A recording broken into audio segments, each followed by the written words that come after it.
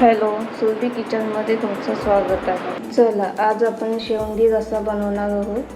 त्यासाठी लागणारं साहित्य बघूया.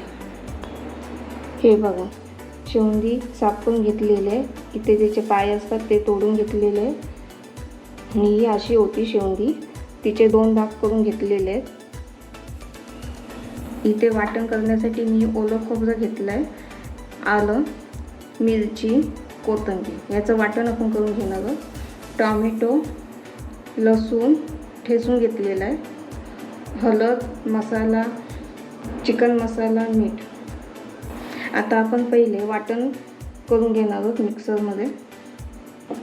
आता इथे आपण मिक्सरचा भांडा घेतला आहे. त्याच्यात आपण खोबरं, कोथिंबीर, आलं आणि मिरची याचं वाटण करून घेणार आहोत.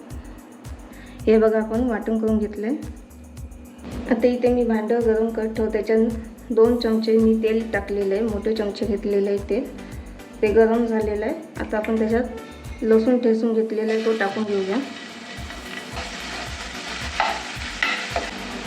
आता आपण टॉमॅटो चांगलं मऊ होईपर्यंत शिजून घ्यायचं आहे. इथे टॉमॅटो आपला मऊ झालेला आहे. हा वाटण केलेला आहे तो आपण टाकणार आहोत.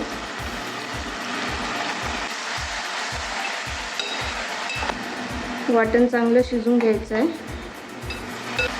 आता इथे आपलं वाटण चांगलं शिजून झालेलं आहे. आता आपण हळद टाकूया. इथे मसाला घेतला आहे, 2 चमच घेतले.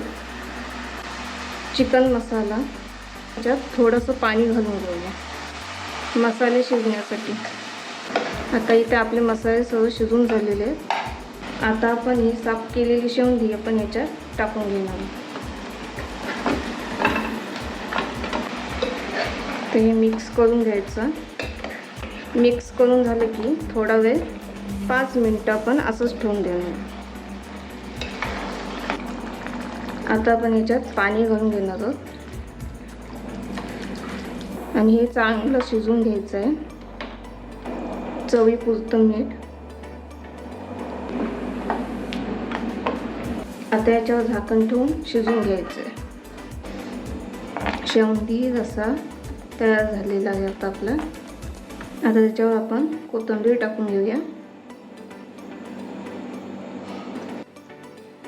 जर तुम्हाला ही रेसिपी आवडली असेल तर लाईक करा, शेअर करा, कमेंट करा, सबस्क्राईब करा.